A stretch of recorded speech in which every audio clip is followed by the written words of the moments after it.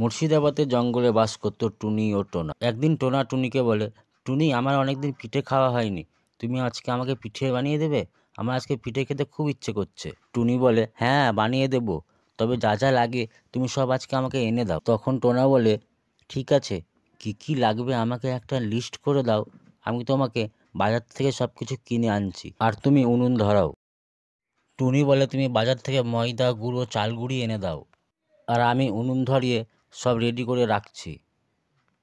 এই বলে টুনি টোনাকে ব্যাগটা ধরিয়ে দেয়।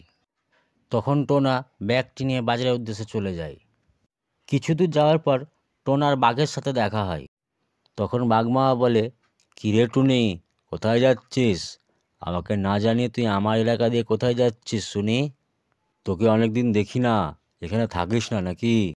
টোনা বলে, না বাঘমামা, আমি বাজার যাচ্ছি, আমার আজকে পিঠে খেতে খুব ইচ্ছে করছে, তাই টুনিকে বলেছি আজকে পিঠে করতে, তাই পিঠে যা যা লাগে তাই সব আমি বাজার থেকে কিনে আনতে যাচ্ছি। বাঘমামা বলে, পিঠের তো আমারও ভাগ চাই। তখন টোনা বলে, ঠিক আছে বাঘমামা, তুমি বিকেলের দিকে এসো আমার বাড়িতে, তোমাকে আমি পিঠে খাওয়াবো। এই বলে টোনা সেখান থেকে উঠতে উঠতে চলে যায়। কিছু দূর যাওয়ার পরে শিয়ালের সাথে দেখা হয়। শিয়াল বলে, কিরে টোনা, কোথায় যাস? টোনা বলে, শিয়াল দাদা, আজকে আমি পিঠে খেতে চাই, ওই জন্য বাজার থেকে সব কিছু আনতে যাচ্ছি। অনেকদিন পিঠে খাইনি তো, তাই বাজার থেকে সব নিয়ে আসছি।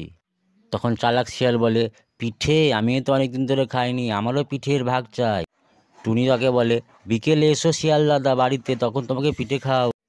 এই বলে টোনা সেখান থেকে বাজারের উদ্দেশ্যে রওনা দেয়।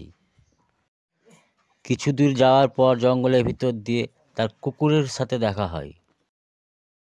তখন কুকুর টোনাকে বলে, কি টোনা ভাই, কোথায় যাও? তাকে ও একই উত্তর দেয়, বলে, কুকুর ভাইয়া, আমি পিঠে খেতে চাই, ওই জন্য বাজার থেকে সব কিনতে যাচ্ছি।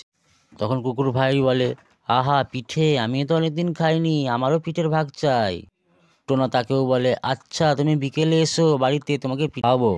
এই বলে টোনাও সেখান থেকে চলে যায় এবং বাজার থেকে সব এক এক করে সব কিছু জিনিস নিয়ে আসে।